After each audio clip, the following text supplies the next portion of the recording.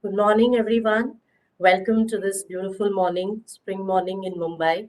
And happy Ugadi, happy Gudi Padwa, uh, happy Spring Festival to everyone. We are coming together to initiate our initiative for.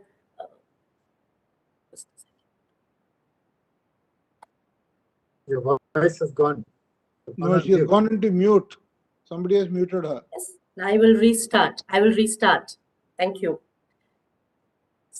Good morning, everyone. Welcome to this beautiful morning, a beautiful spring morning in Mumbai. Happy Ugadi and happy Gudi Padwa to everyone. We have all come together to initiate our autism support network, the launch of our autism project, and requesting Dr. Sinha to initiate the program with us. Over to you, Dr. Sinha. Thank you, Forum. Good morning, everyone. It is my honor and privilege to welcome you on the occasion of World Autism Day. Today is also a very auspicious day of Gudi Padwa and Ugadi, and the spirit of festival that is here. We are delighted to have with us Mr. N. Chandrasekharan, Chairman Tata Sons and Tata Power, Mr. K. M. Chandrasekhar, Independent Director on Board of Tata Power, Mrs. Anjali Bansal, Independent Director on Tata Power Board. We have Mr. Vijay Raghavan, the Honorary Director of CADRRE. Also, today we have senior colleagues not only from Tata Power, but also from various Tata Group companies who have joined us. Thank you for being part of this program. We have also many of our directors.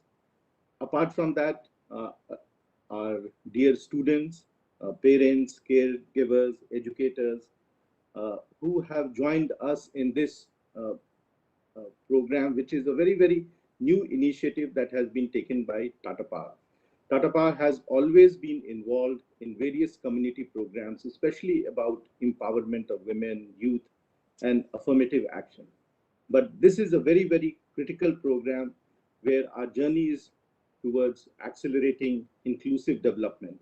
And our focus in this program has been how to bring students and children and youth who have very gifted, they have a different mind, and how do we unlock possibilities for the different and gifted mind. The Pay Attention, that is the name of the program, or Pay Attention, is a program which is first of its kind initiative in India that creates a unique digital program for parents, caregivers, and educators who work with autistic children, bringing to them the best of autism experience, irrespective of where they are.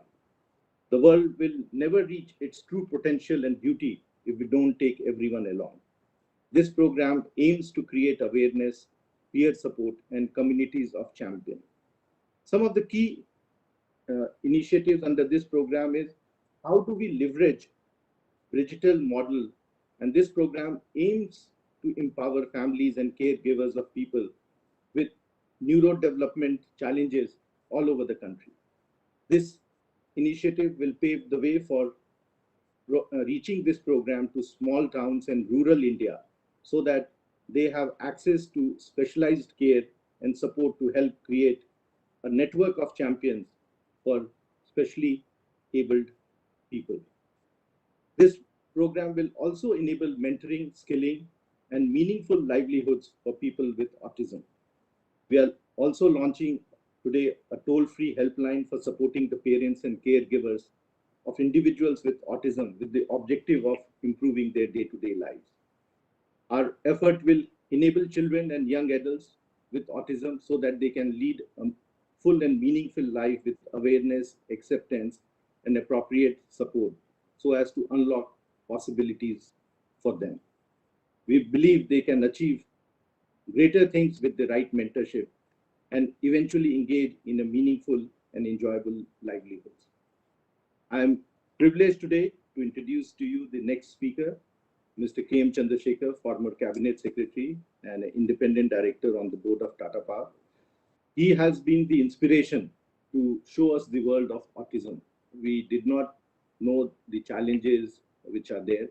And he asked us a few months back and said that this is an area which required support, and a corporate like Tata Power should come forward and provide this platform. Thank you, sir, for guiding us and supporting us in this initiative. We feel privileged and honored to be part of this great initiative. And I would now request you to kindly address. Thank you, Dr. Praveer Sinha, Mr. Chandrasekhar, and all my other colleagues who are here on this panel. For me, this is a very big day because for a long time I have been talking about the cares, the problems of the mentally challenged. Fact is, the mentally challenged, of which autism is the biggest part, because almost 10 million people in India today have autism.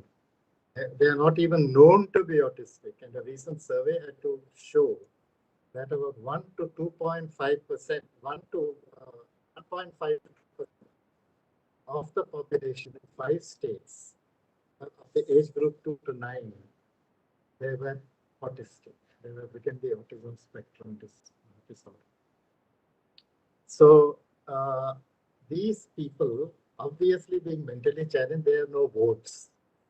And because they have no votes, they do not have enough voice, enough articulation to really express their problems. They tend to be sidelined and marginalized in society. So I am particularly grateful that a major, giant corporate group like the Tatas, who have also a deep social commitment, they are coming into this area because that would spell a lot of change within the country. Now, what we are launching today is an entirely new mission. Praveer Sinha has already mentioned the basic elements of it. The thing is, we are trying to create a hub and spoke model. There are civil society organizations already in the field. They are there mainly in the metropolitan cities, but they have very little money and they have very little resources. They have very little strength to do a really great and important job because it requires a lot of financial inputs. Parents cannot meet the entire cost. So today what we are trying to do is create a hub and spoke model. That is, there will be a hub through which we will reach out to organizations all over the country, civil society organizations, individuals, all those interested. And they in turn can create physical groups where the training can be imparted to the parents and the students. Now, autism spectrum disorder is a very wide one. It is said Einstein was also autistic. I mean, it is basically being straight line thinking, and many of them have skills which can be harnessed and brought, and they can be brought within productive society. That is our intention. And if we are able to build this complete model where there is a hub, and from that hub, we are able to educate people in the rural areas and small towns all over the country, I think we would have made a huge dent in solving the problem created by autism.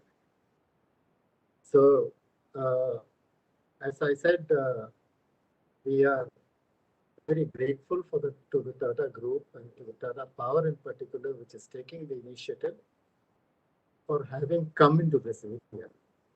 And we really must thank Mr. Chandrasekhar for having kindly agreed to launch this project, despite the fact that he's an extremely busy man. He's taking on more and more challenges. How long he can continue to do that is yet to be seen, because he has tremendous capacity to take on challenges, to change organizations, to turn them around, to create new enthusiasm. If some of that filters onto this program, I think we would have made a huge advance. And I'm glad also that my friend Vijay Raghavan is here. He has created CADRRE out of thin air and with no resources from government.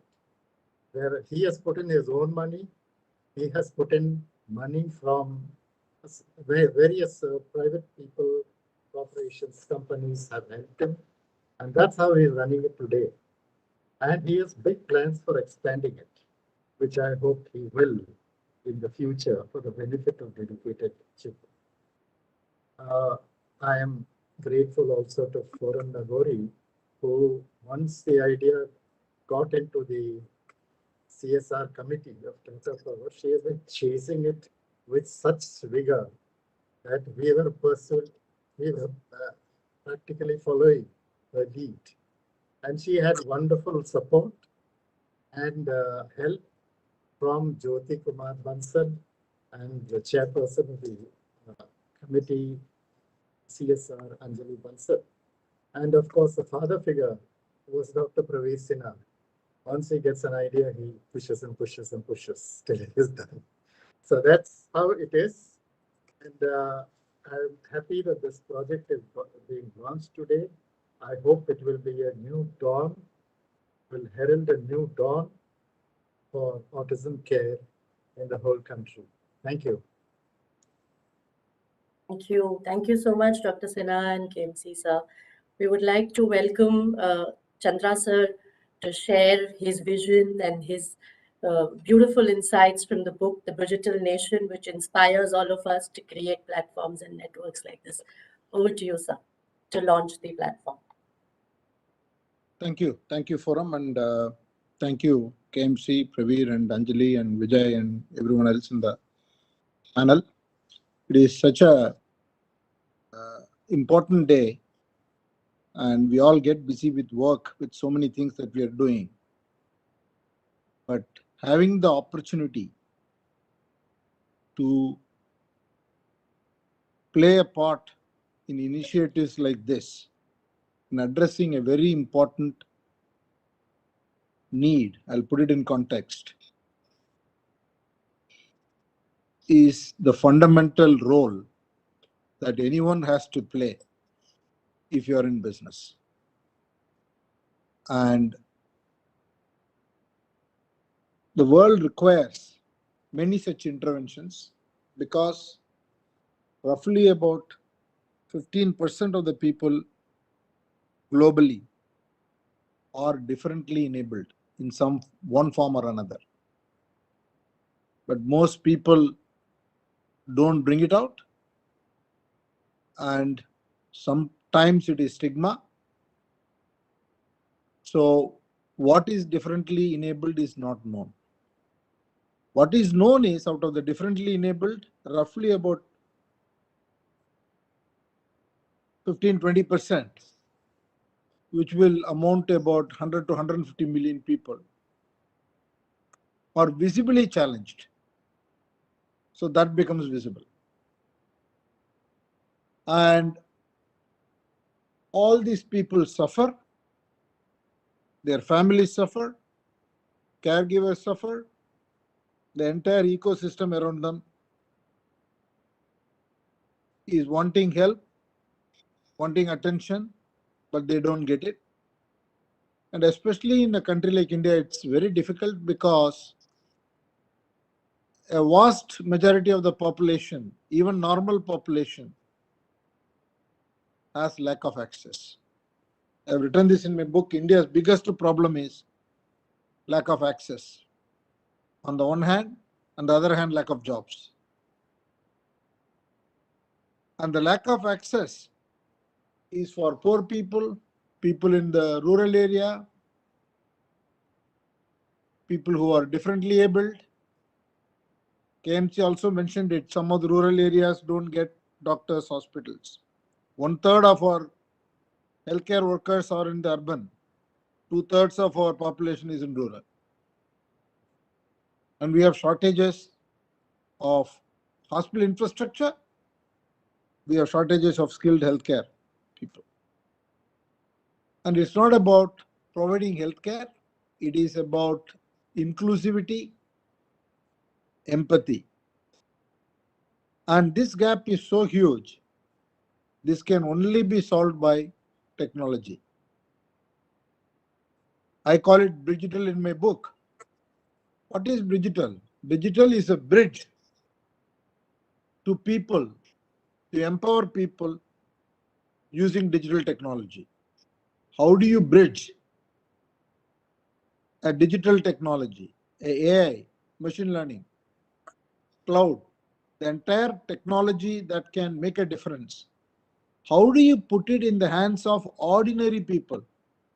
When I say ordinary, I mean low skilled and no skilled people, so that they can do higher levels of job, so that we can provide access. That is the whole concept.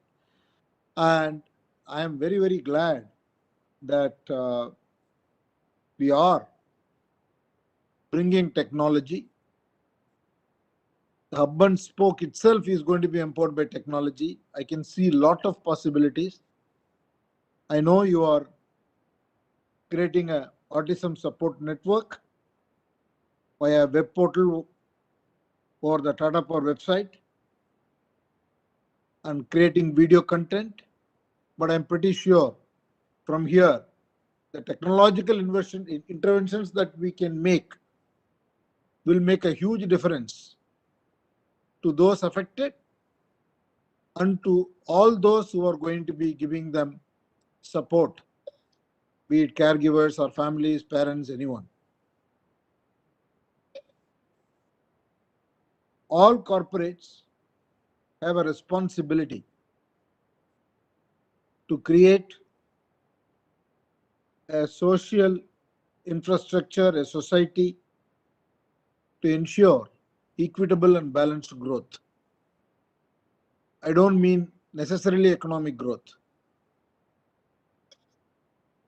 I feel we have a responsibility to give a sense of dignity,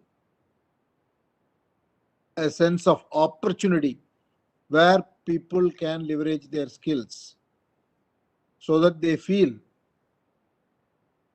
that their full capability is being put to use and they feel worthy and don't feel helpless. And at the Tata Group, there are many such initiatives that we have, multiple platforms. I'm not going to get into that, but I feel this is a very, very important platform. And as already mentioned by Praveer, I have to thank KMC for this. He has been at it. He mentioned it in a couple of board meetings, mentioned it outside the board meetings, and he got the attention that was required. I only hope that we will scale this up, work with Vijay to bring better technology and see the full power of this initiative to help those who need this help, and also link it to some of the other platforms. I think the ideas are many and they will evolve, but I think we just need to ask people who can energize our teams and lead these kind of movements. We do our bit so that we make a much larger impact. Those are the thoughts I wanted to share. I want to congratulate Praveer Sinha for taking the lead. Definitely the push that's being given by Anjali and KMC, and also all the Tata Power folks who are involved in these initiatives, and also the partnership by Vijay Forum and others. It's terrific to see that, and we are very committed, and we hope that we can play our part more. Thank you. Thank you. Thank you so much, sir. It's a huge inspiration. Over to you, Vijay Raghavan, sir, to speak more about the initiative and how this platform will bring many good forces together. Over to you, sir.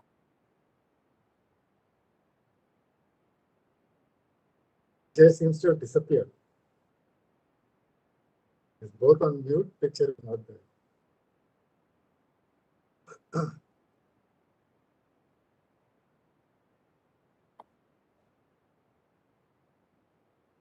Vijay Raghavan, sir?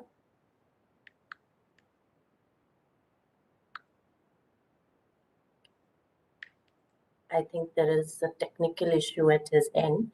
I think I would suggest we move on to the panel, Jyoti, and then we can go No, back. he has come back. He has come back now. Vijay Raghavan, can you hear me? Can you hear and speak?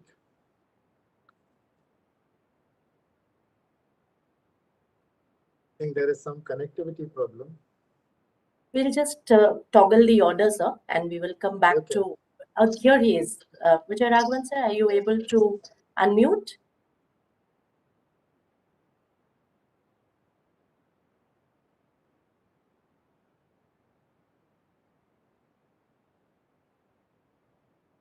He's changing his laptop. Right. So over to you, Jyoti, to take forward the panel discussion and the fireside chat with Himal and with Anjali, and set the tone for how Corporate India is taking this forward. Thank you. Vijay Raghavan seems to be back. Do you want to just one last time check with him before we toggle the order? Yeah. No, yeah, please. I think he's back. He's back. Yeah. Thank you. Okay, Vijay Raghavan. Sorry about that. Over to you. Thank you very much for giving us this opportunity. Yeah. Thank you very much for giving us this opportunity to be part of this, what I believe would be a major project in the area of autism in the country. Thank you, Mr. Chandrasekhar, for being on this call, because the kind of impact that it will show that with the Tata Group behind is something which I would say a lot of people will look up to. I want to thank Mr. Chandrasekhar for putting us in touch with the Tata Power Group, and special thanks to Dr. Sinha, Ms. Anjali Bansal. And I especially want to thank Jyoti and her team, especially Forum Girbas, for all the the work that has happened over the last few weeks. For us, this is very critical. This is something which takes it's an exponential impact on the kind of work that we've been trying to do in the last few years. As was mentioned, in many parts of India, children with autism are diagnosed very late because there's a lack of awareness among the health professionals, Anganwadi workers, and others. The other thing is, after an autism diagnosis, you find that you still don't get the appropriate interventions that are there. This project in the first phase is looking at a web portal to build a community comprising of individuals with autism, parents of children with autism, professionals working in the area of autism. We look at video awareness programs on autism, looking at video by parents who talk about, looking at teachers, videos for support a student with ASD in the classroom. And we will, of course, have talks by experts and Facebook and other technology live events. Where the physical part of it, or the physical part of it, comes is when, because we will be launching a phone helpline, which will be managed by a qualified psychologist who is going to be supported by an interdisciplinary team of occupational therapists, speech language pathologists, special educators, all of them experienced in working with children with autism. And we are looking at also lessons which can be used by parents on how to train their children. So for us, very clearly, this is going to have an experience. The first phase is what we talked about. In the next phase, we should actually reach out and have sessions by which hundreds of thousands of children around the country directly benefit with it with the help of facilitators. So I would say that wherever Tata Power or Tata Group has a project anywhere in the country, we should be able to have a small group of 6 or 7 facilitators who will work with about 30 or 40 children. One thing is clear, autism is there across the country. numbers that we have seen, like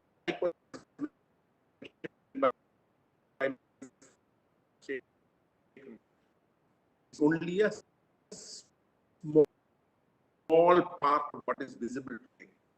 It is the fourth year, it is going to be more or less. So very clearly, it's the first step, and I congratulate Tata Power. I appreciate that the Tata Group chairman himself is there for this program. So thank you. We will work with your team to make this a very successful project, which can be replicated by others, because whatever we do, and I will go with what Mr. Chandrasekhar said, we will need to use technology the impact. Thank you very much. Thank you so much, Vijay Raghavanji. And over to Jyoti to take forward the chat with Himal and Anjali. Thank you, Forum. And thanks to all our Tata Power and Tata Group members and Anjali and KMC, who've really been the inspiration and guiding force behind this. When we started this project, at least I knew very little about autism other than the fact that it was a neurological disorder. And it's been a journey of learning, of inspiration, of a lot of also sadness that there is so much to still be done to give a large portion of these individuals access to good care, access to a decent, happy and comfortable life. So we are very proud that we've come this way, and we hope to be able to do a lot more as we go forward. We will I would like to introduce Anjali Bansal. She's an independent director on the board of Tata Power, the founder of Avana Capital, and does a lot of work with startups in the area of leveraging technology for sustainability. Welcome, Anjali. And Himal Tiwari, who's the CHRO of Tata Power, a very, very inspiring HR professional who really looks at inclusivity and diversity and inclusion with the lens of both a professional and an empathetic individual. So it is my honor to be having this chat with them today. One of the big things that we have understood while we were doing this work is that the challenges in India are even more complex. We have a lot more bias probably compared to the developed world, and we have far less facility. Chairman Chandrasekhar also spoke about how lack of access is one of our biggest challenges, and that really complicates the efforts to assimilate people with disabilities into the corporate ecosystem. And then the differences between visible disability and invisible disability also complicate matters. So Himal, to you, my question would be that as a HR professional, what are the big challenges and also opportunities that you see in this space for corporate India? Yeah, thank you, Jyoti, and very happy to be here. A very special day, and what we are attempting to do in partnership with our ecosystem and inspiration from some of our senior leaders, including the chairman. Look, I think the core is, if you see it from a very broad, in a much larger lens, it is the same for an evolutionary society when we're talking about the larger social inclusion piece. Maybe we call about sexual or gender minorities. We call, even you can expand it to, what we are specifically talking in this is on autism, and we can extend this to a larger social inclusion piece on elderly and perhaps ultra poor as well. So I think we're taking that as a larger frame, but I think from a corporate and point of view, it is at the one end is about awareness. It's about bringing in that even the visible and the invisible both are. So the point is to expand the visible about awareness, and then also looking at addressing the invisible, because I think that's perhaps the society's awareness about some of these issues. And I think we are, the good news is that it is coming front stage. It was almost backstage at some point in time. So in a lot of work, we also corporates mimic how the society is taking their position, their awareness. Now, in terms of clearly the harnessing of what even the chairman has mentioned about this differently enabled, I think the lens that we all are putting on this is to say that, look, how can the society as a whole harness this diversity? You know, there is a clear case for us to include that in a frame, saying that, look, how can we all gain from it? So, it is, and we are seeing a lot of those role models coming up. Even now, you call Elon Musk is a classical case that, look, world's most arguably the most successful entrepreneur of the recent times is self-proclaimed, has Asperger's syndrome. So, I think those kind of things are inspiring for possibilities. Now, the thing that the corporates now need to do is to manifest that possibility, both from the hard side of it, which is, maybe we call it enabling policy, framework, infrastructure, workspaces at the very end, but also the very piece of inclusion, how we include them in our framework. So I think in many ways, there is a great opportunity for us to build out what is a very important leg of the value chain. Right. Himal, one more, taking this forward, one more question, which actually is a little softer in terms of how the so-called all of us regular abled people look at having, differently abled colleagues. So while, at the surface level, we all are conscious and cognizant that it is required and that it is something which, will add to our workspaces. As an HR professional, do you think that there is a special sensitization required to ensure that we can create a more harmonious and balanced workspace when we have people with diverse abilities working in the same area? And how do you have you had any experience with that? No, absolutely. Look, I think if you see, even from a enablement framework point of view, as I talked about it, look, a starter is about recognizing recognizing the special abilities, recognizing the special piece of how they can contribute, right? And bring them in from a hard, infrastructure enablement. The big part, the researchers are saying that, look, we include them in our corporate workforces, and it's very high attrition globally. This is a part that everybody is addressing today. Why is this high? Because of the lack of transition management and inclusion of the rest of the ecosystem. There are very, very small things, because, look, organizations are social structures, and we are grown up with understanding usual social norms, right? Even a very small part is, especially, in the ASD framework, even humor as a social construct is viewed very differently, right? And how can we sensitize everybody in the organization to be inclusive? It's at the core of it is an inclusion paradigm, and it's removing biases, creating awareness, being sensitive, and being empathetic. And I think that is where, we create an inclusive work culture to include all of this special ability of the individuals and the society at large. Right. And the whole transition management and ecosystem is, I think, a very important thing for us to keep in mind. There is a lot of good work happening. There are a lot of rays of sun which we can take inspiration from. One personal example which I can share is that I have a niece who's hearing disabled, and the extent of disability is quite high. But the good thing is that there's technology that's available today to help assimilate these people into the regular workforce. So, for example, in a group discussion or in an interview, she can use the assistive technology of Google, which turns captions on so that she can read even if she's not able to hear everything well. And that really helped her land a very good internship at HSBC, which takes a lot of effort and a lot of pride in the kind of work they do in social inclusivity.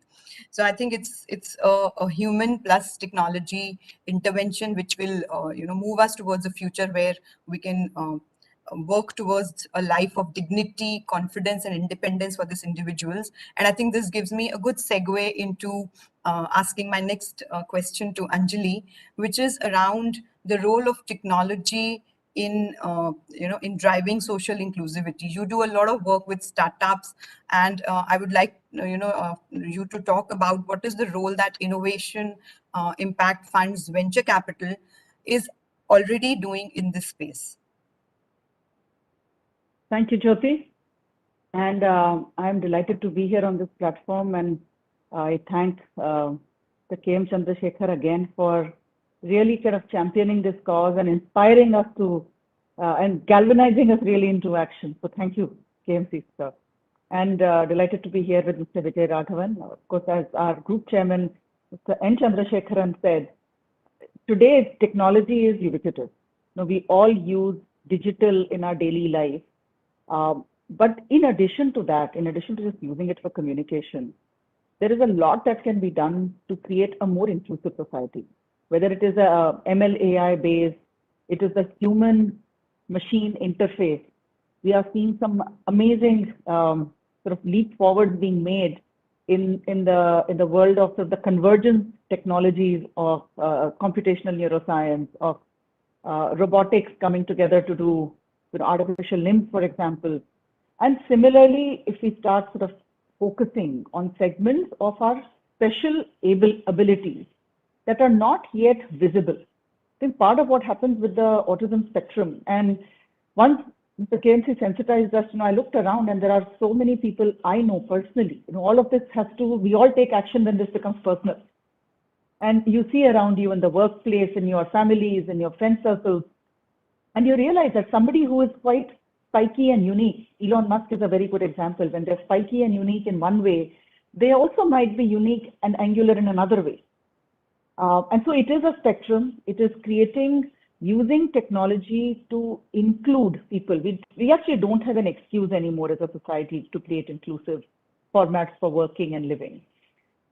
We are seeing some very interesting things come up in the startup ecosystem, Jyoti specifically, particularly over the last 3-4 years, where there's been a focus on digital health. I think COVID and the lockdowns have accelerated digital adoption in the space of health. The companies like Vaisa, Eastside Clinic, we have a very big initiative that the startup ecosystem has come together to support called ACT. It started as Action COVID Task Force, but it's now gone well beyond COVID. And the health vertical in ACT is all about taking and supporting technology-based innovation in the world of and the space of health. And I would encourage Mr. Vijay Raghavan, if you would be so inclined, sir, to come and speak with ACT as well, to see if he can find an opportunity to collaborate as partner. Right. That's really heartening to hear, Anjali, and we do hope that technology will enable us to, create more access for all kinds of disabilities that people face to ensure that they can work in a more inclusive manner. And would you be able to share a few examples, since you do so much work with so many organizations, on what are some inspiring or good practices which corporate India can really adopt to ensure that we do all that we can that's in our power? Sure, I think Himal also addressed this a little bit. The first thing is to acknowledge that it is different, and then embrace the difference versus exclude the difference. If we shun people who are different versus embracing them, we actually get to suboptimal outcomes. So as a society, we have to, and corporates particularly have to play a very big role through their own internal cultures on diversity and inclusion. Inclusive thought and diverse teams lead to better problem-solving outcomes. So whether it is autistic people or it is other differently abled people, or frankly, even if it is gender, race, ethnicity, orientation, people coming from, yesterday we were having a discussion around aspirational districts and how people have very different access, very low level of access to opportunities for education and advancement. So I think the first thing is to acknowledge differences, not to deny them. There's no point in being in denial and saying, no, everybody is the same. Everybody is not the same. Acknowledge the difference. Then think about how do you get the best out of each individual. And HR and culture and leadership in corporates play a big role. One of the things that has happened, say in the case of gender diversity, is to say we will have X% of women in our workforce. It took that kind of sort of metrics to drive change in behavior. think similarly, maybe one of the things to consider is, say, we will have Y% of people in our workforce who are differently abled. And I leave it to Himal to see how workable that is. But maybe we start as a beacon of innovation on that front. But corporates can do a lot. Many corporates are doing a lot. Tata Power does a lot as well. I think in the startup world, we are starting to see that, particularly now, given how workforces have become digital, they don't necessarily need to be in the office. They don't necessarily all need to behave in the same way. And coming back to autism, I think there are people on the spectrum sometimes have very special skills when it comes to math and coding and so on. And I think then I would request Mr. Vijayaraghavan also to look at that it is not only physical skills of say crafts and so on, but actually are there kids who can be trained to be extraordinarily capable in the skills of the new economy. We talked about AI/ML. AI/ML can help them, but can they become AI/ML workers? The large section of sort of jobs that are getting created in that space. Right. And I think that's a great direction, Anjali, for all of us to work towards, the fact that if we want to assimilate them into the workforce, then the right kind of skill, training, and support needs to be imparted to them. A very interesting thought that I came across as I was, on my journey from the last few months as we've been working on this project, is that a lot of corporates are actually carving jobs in a manner that people with disabilities can actually do them in a better and more holistic manner. So carving it, maybe dividing one job into two parts, one of which can be done very well by someone who has some sort of a disability, and another one getting another person to do it. So these are all experiments which are being done. Some of them are giving very heartening results, and we do hope that more of us as corporate leaders will work towards it as we go forward. I think what we have launched today is a good first step, but there is a lot more to do, and we do hope that we will have all of you to support us as we go forward. Himal, any last thoughts from you on this for all our listeners and for parents, caregivers, students, and other corporates who have joined us in terms of how we can work towards a more inclusive workplace? No, I think large parts also Anjali covered quite well is also we harness the opportunities today. And I think in some measure, it's about being aware and, breaking the biases that we are carrying from the past. So, if you see that today, even the technology world, the AI/ML is leading directly to what creation of jobs. And, if you see how we believe of the specially abled is about strong research skills, good long-term memory, cognitively very strong record-keeping abilities. So how, as a paradigm for us as HR, I'm talking about HR, is how can we sensitize ourselves? Because look, we need to also take a step back saying, how can we marry this, everybody carries a different psychoeducational assessments, right? Because, you may be grown up. How can we marry that with our jobs, right? Yeah. And that is where I think the real match will happen, because I think that is exactly how we do it in other areas. You match roles for profiles, right? It is just our awareness is limiting us for these possibilities, because some of them actually are, even if you ask me, better than doing some jobs. So how are we evolving ourselves and breaking that mold? That is one part of it. The other part of it is, again, the transition and ecosystem. I think it's very, very important. And Anjali talked about this entire paradigm of culture. Organization culture to support this is very, very important. And I think that is the heart of this very, very important change, and which will, I think, has very strong elements of transforming society. Right. Thanks, Himal. Anjali, your message for corporate India, sitting from where you do, working with so many different kinds of organizations. One of the things we are seeing, Jyoti, now is almost the unbundling and de-skilling of jobs. So I'll pick up on what Himal was saying. Is today, if you say, if you have a AC repairman, right, he knows how to repair the AC, but he cannot put a HVAC in place. Right. So similarly, if you take jobs and break them down, there is no reason why we cannot actually find skill-based match to people who are different. maybe special, I wouldn't even say they're specially abled, but they're differently abled. So for us to be able to harness that part of human potential and human capital, if we think differently about our jobs, we break them down, unbundle, almost de-skill the job, and make it possible for people with different skills to be able to do them, or different ability to be able to do them. It takes some thought process, some doing. Yes. But we are in a very, very tight, and I do want to say this, that yes, it is a social good, but I think companies should do it out of enlightened self-interest. We are in a very tight talent market. The right skills are hard to find. And we have gone through a season of sort of board meetings, and everyone's talking about attrition, particularly in the new economy skills area, ML, AI, record keeping, even annotation that is required for AI and image processing. I think these are great opportunities for us to at least explore and see, can we take this segment of different people, differently abled people, and expand really their career, job, livelihood opportunities as well.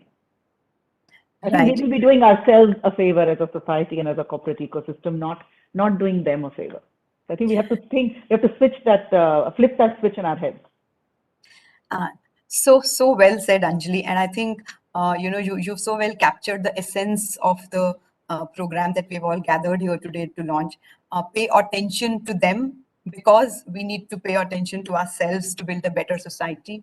And they are different minds, but they are as gifted minds as all of us sitting here are, who we, and we like to call us as regular. Who's to say they are the regular ones and we are not, right? So thank you very much for joining us here, and over to you, Forum. Thank you. Thank you so much. It was a beautiful conversation. Thank you, Himal. Thank you, Anjali. Thanks so much, Jyoti, for facilitating. So we have, that also brings me to share that we have some very wonderful people in this space who have collaborated on this platform, and we would like to thank all of them and invite more such experts. So we have Shamak Davar supporting us with the kind of dance and music therapies that he's going to extend through this platform for a lot of the kind of workshops that KMC was mentioning in different parts of the country, where we'll train the trainers both digitally and physically on the ground as we go along. We have the Atypical Advantage team, which has done some fantastic work of cataloging talent in differently abled city-wise in the country and town-wise in the country. And it's a platform that they're building. They're really happy to work with us and populate that platform a lot more. So basically bringing together a lot of experts, a lot of people who are driving this as a cause, as a purpose. And we have with us, of course, Ranveer and Bhaktawar Saini, who are going to talk about their journey and experience and how sports and the whole space leads the way in this. So over to you, Ranveer and Bhaktawar. Hi, good morning. Am I audible, please? Yes, please. Thank you, Forum, and thank you, Irbaz, for having Ranveer and me over in this prestigious panel of discussion today. I feel at home because I myself have had a long stint with the Tata Group, and I was working for 12 long years with the Taj Group of hotels. And till I discovered, I was doing very well for myself as a career woman. And I was a director, sales and marketing, till I discovered Ranveer had autism when he was just 1 year, 11 months old. And me and my husband, it is a difficult task for parents who have children with different abilities. It's a difficult decision a parent has to take in her journey to either, look after her career or to, switch sides in raising a child with special needs. So I decided to be giving up my Taj career and being with Ranveer. And I think I took the best decision of my life for that moment. And now today I'm back to my career. So Ranveer was diagnosed when he was 1 year, 11 months old. And like Jyoti mentioned, Indian society is completely different than what we have as acceptance abroad for this particular kind of disability.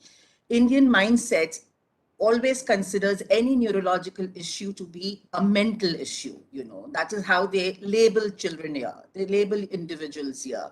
So it was very difficult for us as parents. It's very difficult for caregivers and parents to raise such children, and to culminate it into an employment is a dream for every parent. How do these kids survive in today's society is a dream which every parent, is a worry which every parent has, when we are raising these children. So what we decided as a couple, my husband was with the Indian Armed Forces. He was an Indian naval officer. And we decided that it's time we give up our careers and work upon Renvi, because no school decides to give such admissions to these kind of children. It's very difficult for parents to find a bearing for ourselves to raise these children. The infrastructure doesn't support us much, except give us some, special schools and learning schools to raise these children. So I'm glad Tata has taken this initiative, and I hope there are many more corporates which follow and, give some sense of employment, some sense of livelihood, tap the intelligence of these kids. They have intelligence in abundance. It's just how the society learns to tap their talents. So when Ranveer was 9 years old, we decided, why would he not play a sport? Why would he not develop his social skills? Autism is a social and neurological disorder, like you all know. These children have difficulties in making friends. These children have difficulty in making themselves being accepted by the society. So what we decided to put Ranveer was in an individual sport, and we tried our hand at golf. And I remember way back in 2009, his coach also was apprehensive at that moment. How is he going to communicate with Ranveer? So as a parent, we were the mediator between the coach and Ranveer. And 2012, when he started connecting with the ball, we decided, let us take him for a fun tour to Macau. It was an international golf tournament in Macau. And we took Ranveer, being the first Indian, a first special Olympian Indian to reach the Asia Pacific Golf Masters in Macau. And he came up with not one, but 2 gold medals for the country. So when that happened, life suddenly changed for us. We thought that, these kids whom we thought would be a social stigma, the parents in India think that, any kind of mental disability is a social stigma. It becomes very difficult for parents to come out in the open and announce it to the world that I have a child with special needs at home. I myself now am a parent who's into counseling and bringing out moms to put their kid in the forefront and look at the ability of their child rather than the disability. So Ranveer's journey began with golf, and today if you were to look at his achievements, he has broken and he has shattered all the myths of autism, that these kids cannot prove themselves in the world. He has done what I would say, सात पुश्ते भी नहीं मेरे कर पाएंगे. It's like that. What he has done is he's featured himself 5 times consecutively in the Limca record books because of his achievements.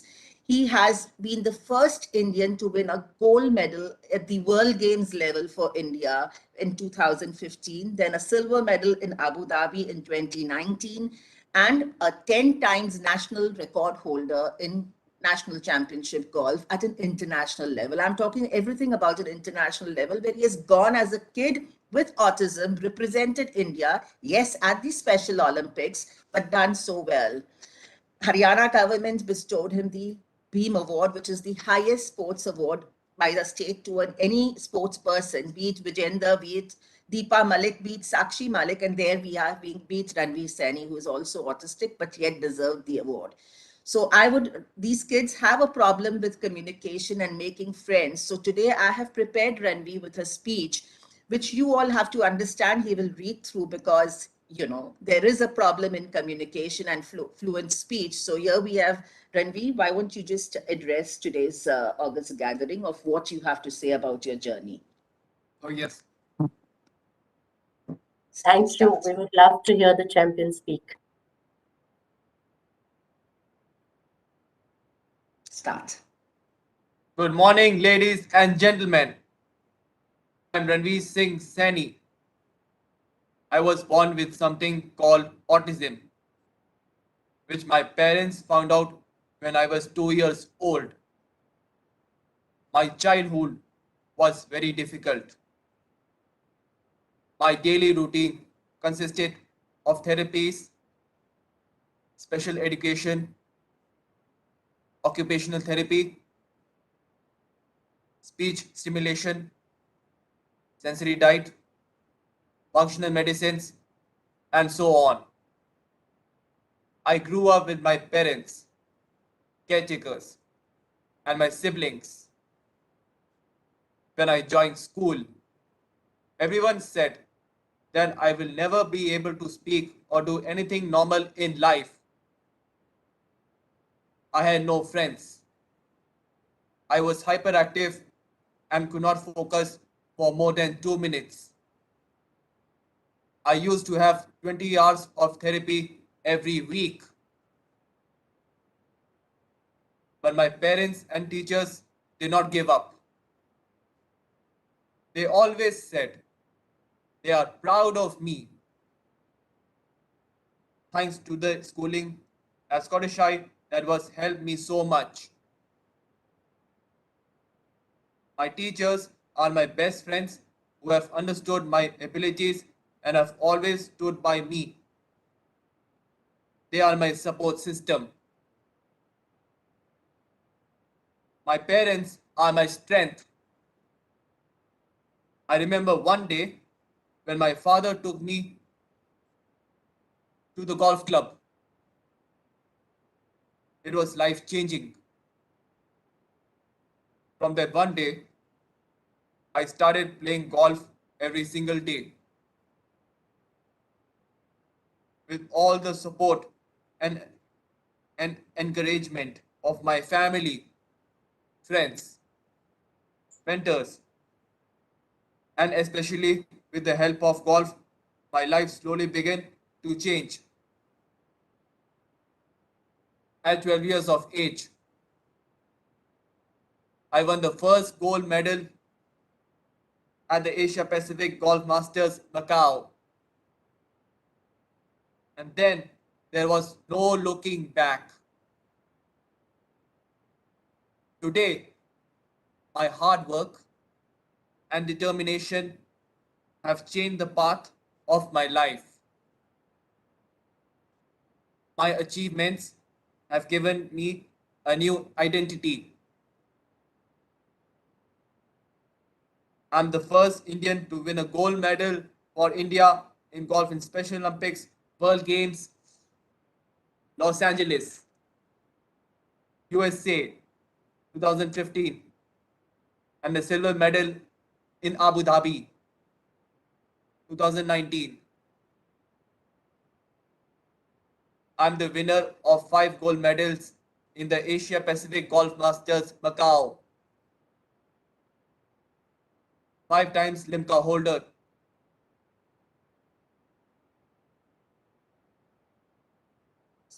I'm also the recipient of the highest sports award of Haryana Bhim Award. All I want to say is hard work and determination can turn every disability into an ability. One should never give up hope. For us, with special needs, your support and inclusion is the key that can make us winners in life. Remember, not sympathy, but support and inclusion of society can turn and disability into a power and inspire us to keep going and make a difference in the world. Like Tata Power says, invisible goodness. Thank you. Jai Hind. Very good. See, they're clapping for you. Yeah, there you go. Yeah, yeah. Well, So here I have Ranveer, who was a non-verbal child today, addressing all of you with what he says. We do not need sympathy. We need you to be empathic, and all of us to accept these children into the society, to include them, to be a part of us, to raise their confidence level, to be mingling with the society, and nothing better than the initiative you all have taken. So thank you very much for having both of us on this panel. It gives us a boost of confidence that yes, Ranveer can inspire and can change lives. So I'm glad Ranveer spoke his heart out. Thank you, Ranveer. We are proud of you, and so also of Bhaktawar. You've been phenomenal, mother. Thank you, sir. Thank you. Thank you, sir. Thank you. Thank you so much. And may you inspire many, Ranveer. All the very best. And he's working hard to participate and represent India at the 2023 World Games to be held in Berlin. So a small blessing from your side will boost his morale, each of you. All the Thank very you. Yes, best. we'll All be the there very to cheer best you. to you. Wish you all the very We'll be best. there to cheer you. Thank you. Thank All you, the best, everyone. everyone. All the Thank best. Show your win. Thank you. Good day. Thank you. Yes, good day. Thank you. Thank you. Yes. We had a wonderful panel which we have pre-recorded, and these are a set of panelists who have spent a lifetime of work, have the experience of having dealt with the neurodiverse space. And it's a wonderful panel discussion which was pre-recorded.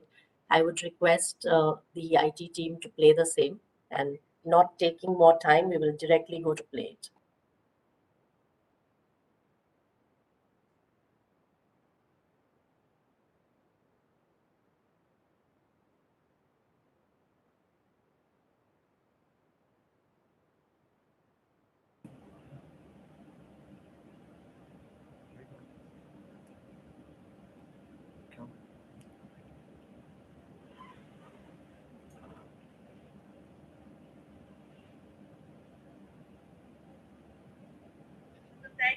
Thank you everyone again. And it's amazing, how, like Raja was mentioning, we're all from different parts of the country, and I'm sitting in Bombay.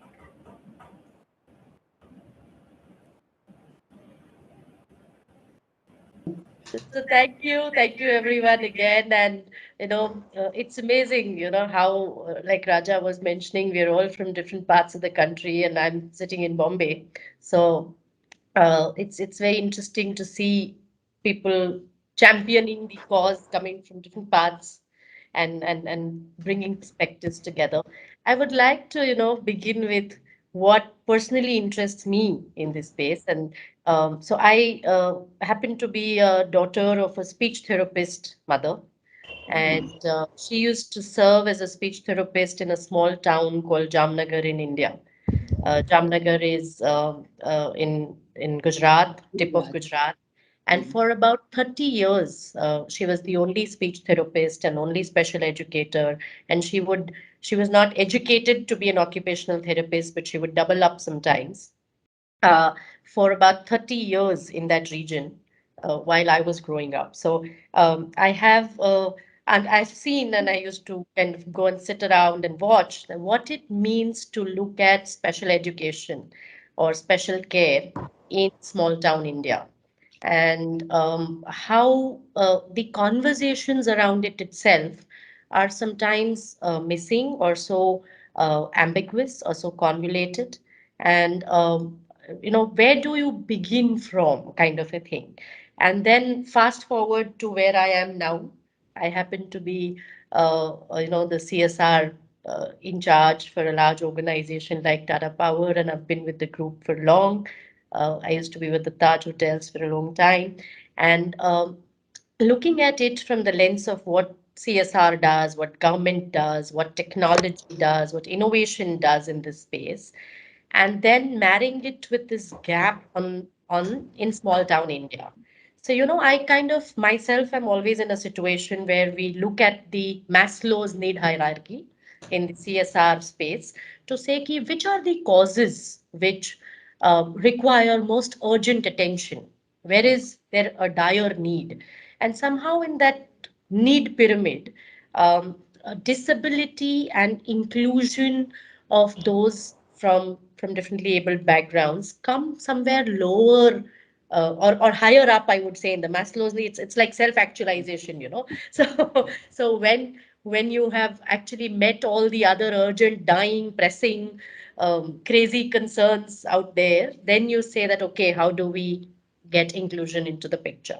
So usually, so I'm kind of looking at both those sides of the spectrum, and then saying that how do each one of you who come with such a rich experience and having worked in this space for so long, how do you bring it out to the normal world out there, for the want of any other word, bring it out to to the people to say that it is not just a differently abled or a disability issue, but it is so linked to everything else that requires a better approach or a more a better design for any program, be it education, be it health, be it whatever else. So basically, how do you marry this whole world of differently abled with the several other worlds that you need it to tango together with? And over to each one of you to share your rich experiences and all the magic you all use to get everyone to work with you. So over to you, and maybe we can start with Mary, go on to Feroz, move on to Raja, move on to Akhil and Smriti in that order, and would love to hear from each of you. Right. So you want me to go now? Yes, please. Yeah. For me, and for the work that we do with our organization, we see disability, and in particular autism and all forms of disability, as just another form of human diversity. And this is something that we've said from the word go. I mean, the organization is almost 30 years old. And when we printed our first T-shirts in 1995, the message it said was different in front, and at the back of it, it said, and proud of it. Because that is what we really believed it. It's not something that has come later, that, oh, you know, so disability is something that is a part of diversity. We truly believed in that. And also, I think the reason why it works is that we also see disability as one form of diversity. As far as we are concerned in our work, and I know that autism is a very complex kind of diversity. It is perhaps a little more difficult to understand if you're talking about, say, disability, than, say, somebody who has difficulty with vision or somebody who has difficulty with mobility. Autism is way more complex to understand. However, for us, it is another form of being, another form of diversity, just the way there is diversity in cultural practices, in religion, in eating habits, in caste. Disability is a part of that diversity. And in fact, in our work, we actively practice inclusion of every kind. Economic conditions, that is a part of the work we do. So that's how we view it. And we are aware, very much aware, that that is not how the world outside sees diversity, right? And there are many layers to the way diversity is viewed in society.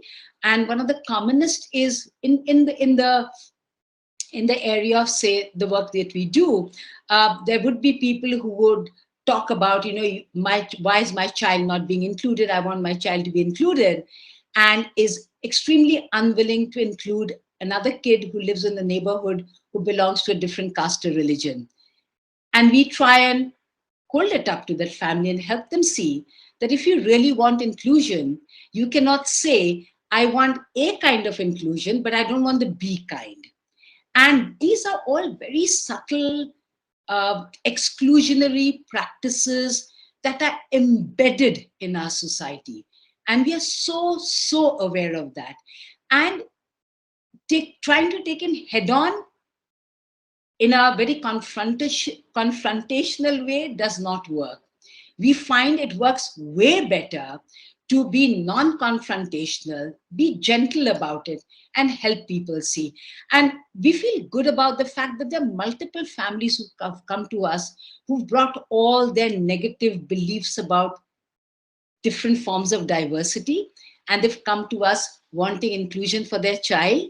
And that has actually helped them become more inclusive in multiple ways, because they've begun to realize that inclusion is not only about my autistic child being included, damned be all the others. Because see, also in autism, I have to quickly add, there is something that we call the autistic caste system. Because if I have a child who has mild support needs with autism, I don't want to have anything to do with those kids who are more severe. That's very prevalent. And that is the other kind of exclusion that we try to address, because we tell families, you can't say that I don't want to have anything with that to do with that kid who's severe because my child is more able. Then how do you say that those who don't even have autism should be inclusive of your child? Right? So it can't be just one way. So that's the way we see it, and that's the way we try to practice it. And I think I'll shut up because there are lots of speakers. Thank you.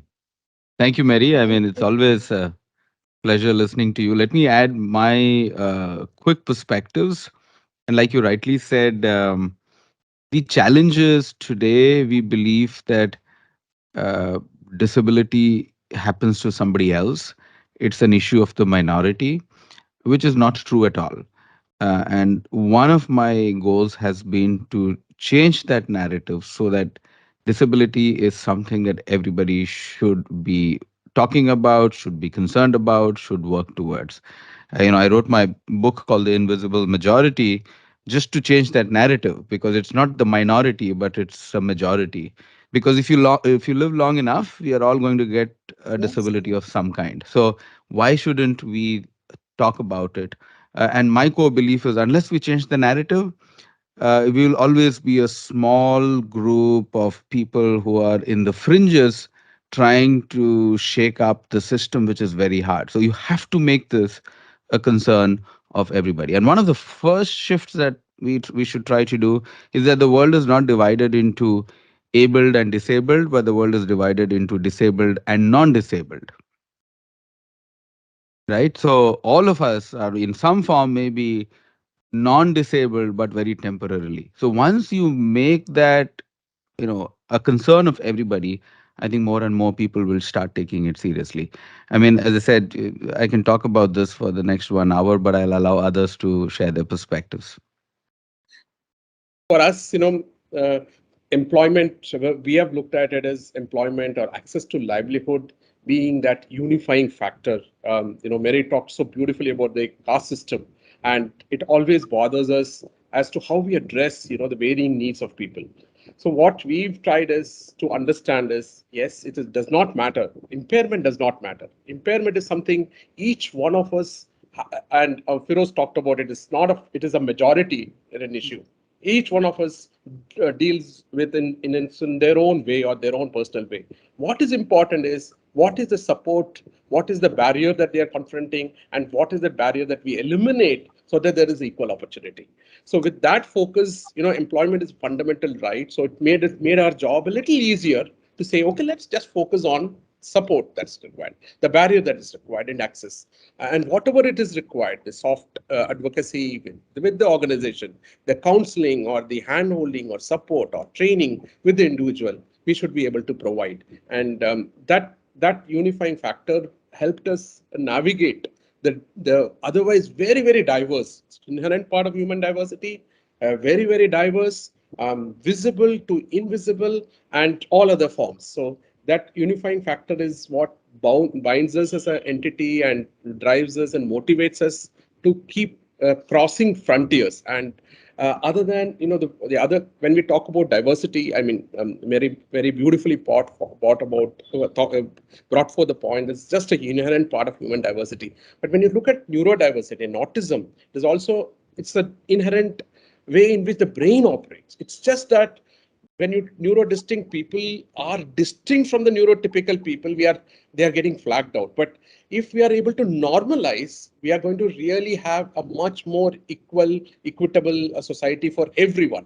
A lot of people on the fringes today are getting lost out simply because we are not providing for neurodistinct individuals. And our HR practices, our approach towards the society, everything is going to change if we design for neurodistinct individuals, if we design for disability. It is a majoritarian issue, like Feroz said. If we design that, we are going to progress and perform better as a society. It is a wishful thinking and ambitious thinking, and hopefully this void that you all at the Tata Group have tried to fill will be a big step in that direction. Thank you, Raja. Thank you. Over to you, Akhil. Thank you very much. When we started talking about majority and minority, I was thinking about the population I work with, which is deafblind. And, they are minority within minority. Yes. So and the only way we could think of coming into the forefront was following a human right approach, that every child who is taking birth has a right to education, has a right to care, and has a right to become what each one of us dream about. And it is the responsibility of the society to prepare itself to make sure that this child accesses everything that your and my child accesses and comes to a level where he or she also becomes contributing member of the society. When we started our journey in 1997, about 20 years before us, there was a lady called Behrouz Vacha who set up the Helen Keller Institute for Deaf and Deafblind in Mumbai. And that was the only institute for 20 years providing service to about 25 deaf-blind children. If there would be a 26th child, that child has to wait for years to get admission. Now, it's a brilliant organization. The quality of teaching, the quality of training that happens is brilliant. But what happens to others in the country? We have about 500,000 deafblind in our country. When they will get their turn? And that's where we started, that we need to follow a different model. We need to follow a model which will bring services to the doorsteps of children in every part of the country. So with that approach, we said, let's get on in the partnership mode. Let's start talking to people who care about children with disabilities, who care about children first. Disability is secondary. And that's how we started on the journey. And I'm very happy to share with you that today, after 25 years, we are very pleased. Mary is witness the way we have fought while drafting the Rights for Persons with Disability Bill in 2011 and 12, to include, things which we wanted for people with deafblindness, people with, autism, children with autism, and also with other disabilities which are very, I would say, not common. So we only fought on human rights approach. And I agree completely with Mary that we cannot follow always a confrontational attitude. We cannot follow that because that doesn't take us much ahead. It is always complementary. We need to work with the system because the system doesn't know how to deal with these kind of issues. They don't have that capacity. And if we know some answers, I think we need to provide those answers with our questions to them. So that's the process we have followed so far. Forum, thank you for the opportunity. Thank you. That is so well said. And I think this convergence, looking at working with many others, is such an important point. Akhil, thanks for bringing it in. So over to you, Smriti, to share your perspective. Yeah, thank you. It was wonderful to listen to all of you. Actually, as a parent, I am coming from a family. When my son got the diagnosis of autism, they believed that there was something very bad happened to the family. Because according to them, it was very, very bad. No one should be aware of it. We should close the door and we should sit inside. And I was not supposed to share all these with other people. So I started my journey like that. So that was the understanding about people. If there is some difference, they were not able to accept the child and they were finding faults. Why it happened to us? Is it because of the bad karma? Is it because of the bad parenting? Is it because of the environmental factors? Everyone is busy in that only. And no one is talking about what we can do, how we can deal with it. So this is the first start when we are entering into this world. This is the first thing we are facing. So from there I started my journey, and at that time even for me also it was very difficult, and I went into depression because everyone is accusing of bad parenting. And I, first of all, I don't know anything about autism. I don't know what I should do, how I should move forward, I don't know. And all these negative comments around me, then I went into depression. And after, I took a long time to come out of that. And when I learned about autism, okay, then I got some idea how to move forward, how to deal with it, and I started working step by step. And now I'm spreading that message that yes, my child is different, but he has all these things that he can do. You can find all these things he can't do, but I can list out, and I'm sharing and I'm showing, yes, he is capable of doing. Then people, then after sharing all these things, people started looking it, and people, okay, oh, so if even though he can't talk, he can use an app, he can communicate like this. Yes, we are taking him to post office, he is doing the delivery, all that things. And then people are observing, okay, this is another mode of communication a child can do. Okay, so like that we are spreading the awareness in the people. If we are closing the door and we are sitting inside, how people can understand? How we are building that awareness in the society? When we are traveling, when we are going to different places, restaurant, when he is ordering food using that app, then not people noticing. Okay, so in Bangalore, like this, we visited many places, and many all they all know that he will make sound, he will stim, he will enjoy in his own way. But there was no restriction for us. Nobody told us that you don't come to this place, and no one told like that, because we are accepting him the way how he is, and we are happy in that. We are also enjoying with him. We are not asking him to keep quiet, keep quiet, you are supposed to sit here like this. We are not asking him to do like that. I am okay if someone is seeing him stimming, I'm completely fine with that. I am proud of my son. So I changed in that way, and that really helped.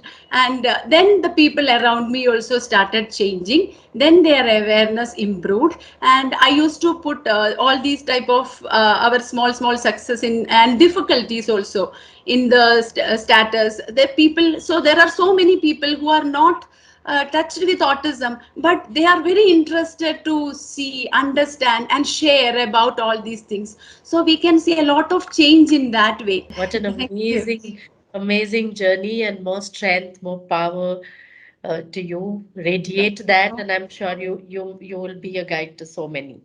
So beautiful, and I think you all, have so much more. I wish we can have like a monthly series with the same group, and and we will have so much coming out as common knowledge, so much we can all do together, and we will try to do that, and that is what this platform's objective is. So in fact, Akhil, I'll pick on from where you said that how do we all work with many others to be able to kind of amplify our efforts to many more, because we can all be experts in our own zones and in our own geographies, and we can do so much deep work in this space, and there's a need for so much deep work. But how do we also connect the dots, and how do we invite others who are not so good at, you know able not an expert in this space, but how can they all contribute?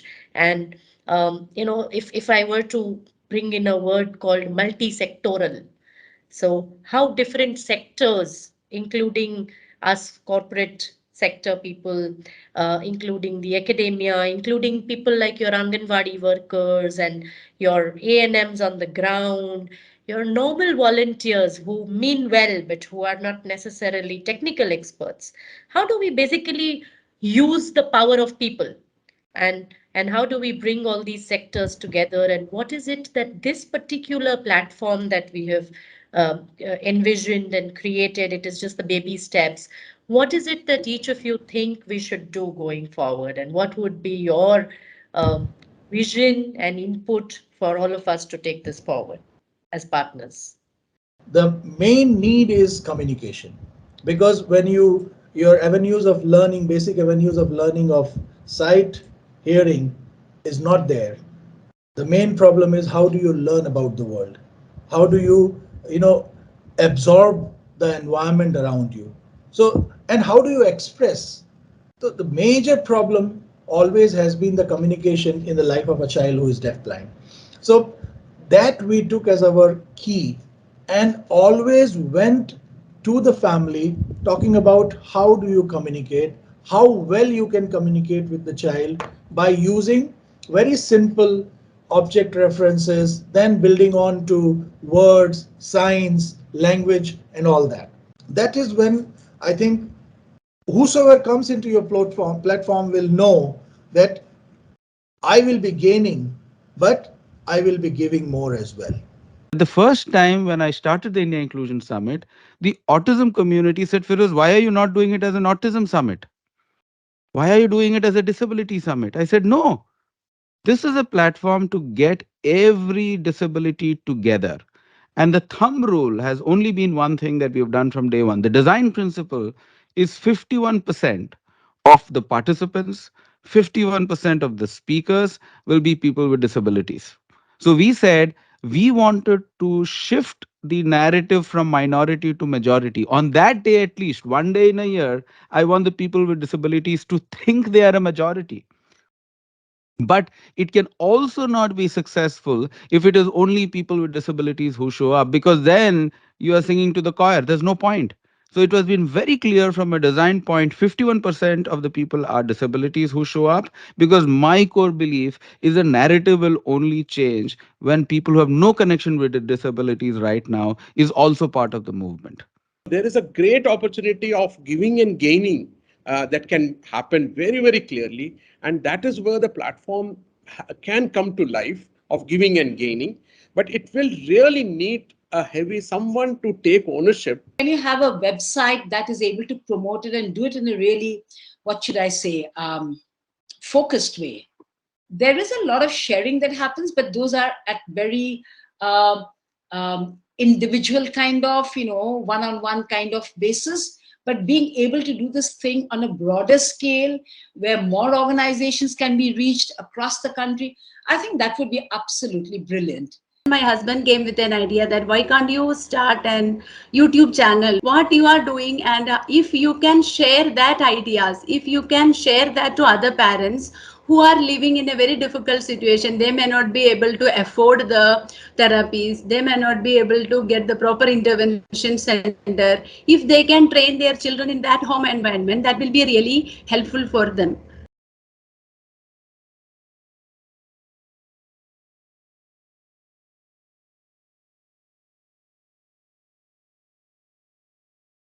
Thank you, and thanks to all the panelists who actually, came together to put this thought process together. Each one an expert in their own right.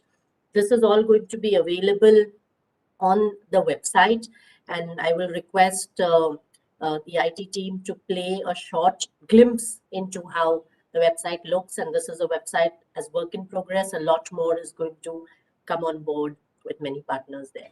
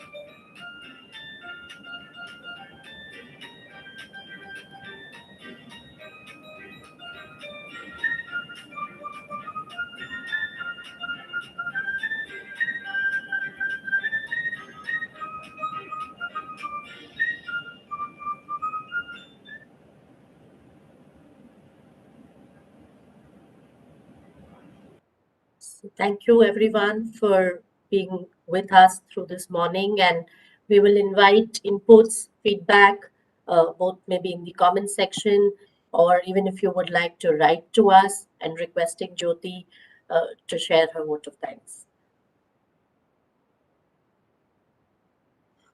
Thanks, Forum, and thanks to all of you who have spent your Saturday morning with us at the launch of this program, which we are very proud to have partnered. Once more, my thank you to Mr. KMC.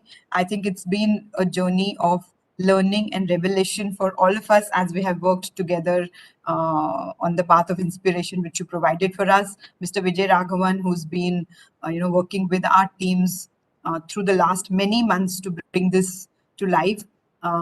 Chairman Chandra sir for his encouragement and support always to the work which the Tata Group and Tata Power teams do. Dr. Praveer Sinha, our CEO and MD. He's really been the guiding light, pushing us on this path and encouraging us to ensure that we do the best that we can as always. Mr. Himal Tiwari, our CHRO, who's always there in all the initiatives that we take. Anjali Bansal. Anjali's, I think, had to drop off, but she's really been very, very supportive and given us great inputs as we built this program. And all our teams at Tata Power, the many, many people who've been part of this effort over the last many months to bring this to life. We are really hoping that this is a small but significant step towards autistic care in the country, and it will allow us to provide access to people in smaller towns and rural India also to best-in-class resources. The program, you saw a little bit of a glimpse of the website. There will be video content online, open source, available to everyone. We are looking forward to having webinars and events at least at a monthly basis, which covering various kinds of interventions, including dance, drama, music, and there are many other such areas available for us to benefit the lives of these people. And our biggest aim is to create a community of and a network which can be like a lean-in network for the caregivers, for the parents, so that they know that they're not alone in this journey, which is difficult, yes, but not impossible, as we heard from Ranveer Saini and Bhaktawar, who are also part of the Tata Group. So thank you, everyone, and we will keep you updated as we go forward on the new things that we will bring in, and we will lean into you from our side also to give us input, to help us improve and ensure that we can really keep this effort going and touch the lives of as many people as we can.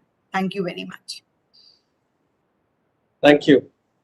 Thank you, everyone. Thank you very much to everyone. Thank you. Thank you very much. Thank you. Tata Power team, very well organized, and special thanks to all of you. Thank you. Thank you.